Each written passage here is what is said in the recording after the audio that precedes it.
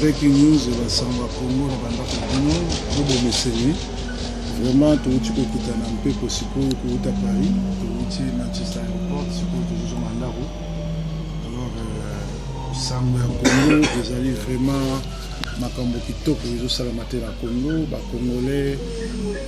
komba ekomi bolembu komba ekomi ya kosombama komba ekomi makambo ebele. Alors ils ont mal à mouvement combattant surtout azongela boningo na kala parce que tout le monde Kabila azo lenga azo banga mais alingi ne ko kimate azali pe ba américain bateau na bango ezaka na banana na bateau de guerre ou ba tcheli wana na bige na kinga kati bazola la communauté na kinga kati bazo sala nyonso ba mbrier la situation yango moni kengo ayeko sauver Kabila pe lisusu opposition to éviter est-ce que zali ini to ekomi disloqué alors opposition normalement faut zala ini to bunda poto bengana Kabila to bisaki bino bien que ba Rwandais ba zamite amabe ba kotika bisote exacta soulèvement populaire de libérer mboka bana mboka to sala soulèvement populaire pour na libérer mboka na biso soki to libérer mboka na soulèvement populaire te to kotika la ba umbu pe to zonga somboka te yamona eza malamu biso ba combattant ba soda peuple tozali bato akania kate tozali bato kosona biso na biso te il faut to sangana to ko ba moko pona libérer mboka mais lelo o combattant komi lokola kader combattant komi bato bazowela mikate ya ekokabola combattant komi pasteur yaza aventurier muyibi ake oyiba azu quelques combattants ba kotela ye or que combattant ga justicier azali lokola Robin Dubois azali mutu ya peuple azali oya ka kotia ordre na mboka ezali mission nzambe mukapesi biso yango po biso to ya ko libérer mboka wana alors ezali malamu mingi combattant tozongela bolingo akala tozongela kosalela nyonso tozosala parce que na ngonga oyo mboka eza kokende pe ezali na avantage na biso te soki mboka na biso lelo ekei donc ngai etant que combattant etant que pasteur na kosenga na combattant nyonso to azongela bolingo na akala totika bakope totika kolia bambongo ezouta na PPRD po na kotia trouble alors bomoni mpe Kinshasa ekoyinda kalami te Tshisekedi aokita Kinshasa kalami mpe te Katumbi Mwaki a lancé Moïse Katumbi a lancé Kabila défi mais na yebi ke eza nango ba blague ba jeu na bango parce que petit wana za petit na ye les loups entre eux ne se mangent pas alors petit na ye azokitaka po atia distraction na kin et pourtant bakateli 3 ans inactivité a commis illégible donc a koki kozala susu ko voter te donc illégibilité na ye et monani moyen ba voter sauter moyen payer pas voter zate alors nyonso wana e commis trouble pe distraction biso ba congolais lo ni to ko sala to sala bloc moko to sangana to former bato bazana Kinshasa to sangana bango pona to sala bango o babengaka na mboka to tia bango maboko pona ko libérer mboka tolobaki ete na ntango oyo mboka epesameli biso na ntango oyo makambo nyonso tu ezomarche na kote na biso esengeli tosangana tozala bomoko po ete tolibere mboka soki tolibere mboka te eza na motu moko ya kolibere mboka te me na ngonga oyo masolo eza na kini Kabila azokontinue korenforce barwandais bato ya ONU bayebisi Kabila soki po aza na plan osala kao na Congo soki ameki kofungola masasi kaka bato ya ONU na bato oyo ya baaméricain eza na ngambo bamisusu basoda mosusu américain baa na Brazzaville nde bakokanga ye mais scénario oyo ewumeli tala sikoyo alancé quelques opposants oyo ya bakolabo bakende na dialogue na 2011 ayibi Tshisekedi baélection aboyaki dialogue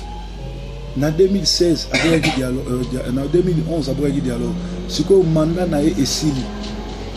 mandat soki esili toza so na tina dialogue te il faut organiser l'élection entre temps soki na septembre a organisé l'élection te c'est-à-dire le 19 décembre 2016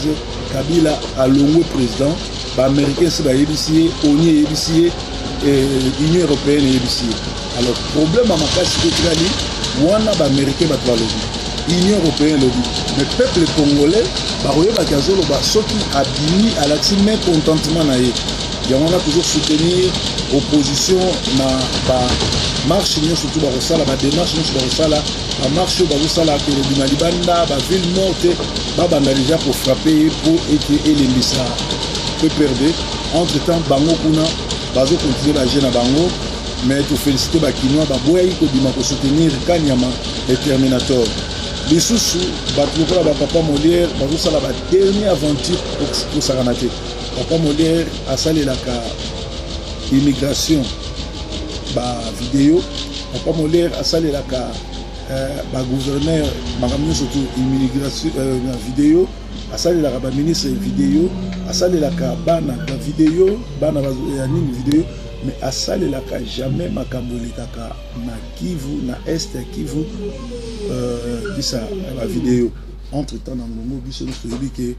Kabila continue la phase de la balkanisation parce que Kagame na Museveni va se passer ordre à céder Kivu et que nous connaissons Kaka Soni, nous sommes salabamba salango, mais Makambo tout et c'est salami pour Kivu et quand on a Rwanda peut partir nous sur Congo. Et qui est na Ouganda, Ndenge Kayemba et qui est na Congo. Alors, est-ce qu'un président de la République l'air à prêter serment alors qui a pour protéger tout akoya pour kabola ba frontière tout pour pesa ba frontière na bamboka mususu. Ce qui Kabila lobi aza congolais, aza mwana musée na droit nini yé azo kabola bandele na bapaya. Et là o papa na ye asala kiti. Ce qui Kabila aza congolais na droit nini a zo konyokola ba congolais pe azo bonga ba congolais bana mboka bolumbu ya Kabila sebimi azamu kitoko ko lamba yesu kitoko travailler na yesu kitoko linga même pas atika la société 2 jours na niveau ya présidence ya Congo parce que azana na mission moko ya ko saboter ya ko boma ya ko détruire asia sali yango tout au long il y a 15 ans oyo asali fiasco oyo atongia to route mon côté oyo courant mai ezate au congolais to kufisi plus de 20 millions de congolais. Alors les Cambo ils allaient nana yo combattant nana yo citoyen nana au moins mboka nde to stopper yango totika ba vidéo ya kofinga totika ba vidéo ezangatina neti biso ba proverbe to dénonce ka misala ya mabe na kati ya communauté pe toujours fongola to miso ko pesa bango ba information ozomona kala na bima awa depuis le 29 depuis le 30 na yo ozoma lelo le 10 na tamboli Germany na tamboli Belgique na tamboli France na tamboli un peu partout pour na okende pesa kimia faire ko soulager ba ndeko oyo bazana ba problème mais esuki wana te il faut le monene et ali mboka na biso Congo za libérer mais mboka na biso za libérer ndeni soki biso moko tozo bunda soki biso mo ba komo somba biso likolo ya 1000 euros likolo ya 200 euros likolo ya 300 euros congolais nazo yebisa yo mboka na yo eleki 1000 euros na maboko eleki 1000 dollars eleki 1000 livres na maboko eleki yango na valeur alors eloko makasi biso ba congolais sengi to sala et ali biso ba congolais do bunda pona mboka na biso to benga na Kabila so to benga na Kabila to kozonga ka mboka na kimia tala to komo ko mikolo tala to komi ko koma ba koko na mboko yo tala ba te belé basi bazui ba ave etikali kaka se or pona ni ezo sala mabongo po batongo bazana mboka te mal du pays ezali posa pays ezali climat pays ezozanga tozozanga mboka tozozanga culture na biso po to ekomi mboka ba égoïste mboka ba miyibi mboka bato pasi yango ezotindika bato bakoma ba égoïste yango ezotindika bato bazala na ambiance ya famille te or biso na Afrique tokola na ambiance ya famille na ambiance ya vivre la communauté nyonso wana ndeko nanga eza malamu kubunda pona mboka na yo ndeko nanga eza malamu to benga na Kabila ndeko nanga eza malamu to récupérer mboka na biso parce que ba français balobaka on est mieux que chez soi chez nous ezali pototé chez nous c'est l'Afrique ata lelo ba pesi mo eteni ya papier awa ozotambola nango na sa motema basali yango na soni bayebi ke tozana droit ya vana mboka na te mboka na biso oyo eza na nyonso etonda kita ezali Congo ndeko to bunda pona Congo ndeko to bunda pona kobotola mboka na biso ndeko to bunda pona kobenga na Kabila na ba terroriste na ye o batondisi na mboka parce que Kabila azali prêt abotola mboka na biso apesa côté musu na est na nini mais communauté européenne espère ebisi que le kola organiser l'élection te avant 3 mois ya fait un mandat na ye a osé président le 19 décembre et Américain bayebisi yango, communauté internationale bayebisi sikoyo etikali biso ba Congolais. Mboka wana eza mboka biso. Yo Congolais fo loba. Yo Congolais fo bima libanda. Yo Congolais fo talisa kabila kolingi ete. Yo Congolais fo yebise ke za mboka na ete fo abima. Tala musala oyo biso tozosala ya koyebisa Congolais atelema ayebisa kabila na bakani ya mana bato wana nyonso te tolingi bino te ngonga na bino so ekoki bokende eza devoir na biso ya kobundela mboka kotelema kobengana banguna kotelema lokola bato moko totika corruption totika kofingana totika distraction mboka ezokende tobundela mboka. Breaking news en direct à Manchester moto na nzambe asa azongi lelo dimanche le 10 juillet nazongi déjà na Manchester pe toza ensemble na breaking news nzambe nanga amona bino nzambe nanga pambola bino mikolo mpina azalaki vraiment na bavoyage yango napesa bino basango ya Congo te mais en tout cas mikolo je vous promets bokamezwa basango ya mboka chaque temps. Breaking news.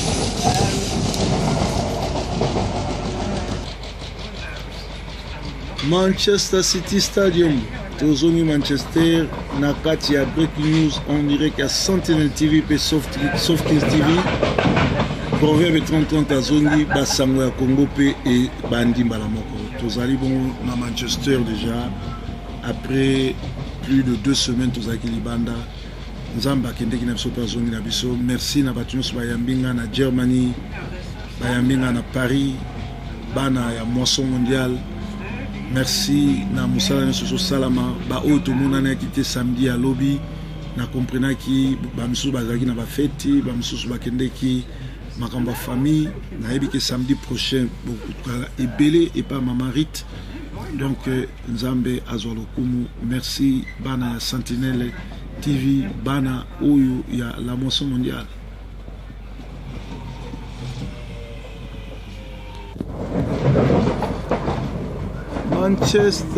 Manchester na kati ya Sentinel TV avec Proverbe 30 ans de retour.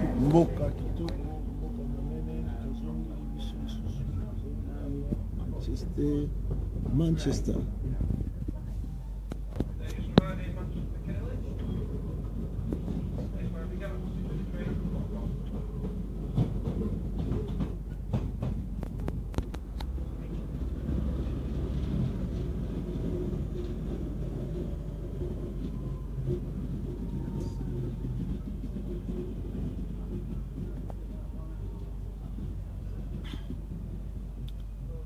Breaking news, Manchester, Piccadilly.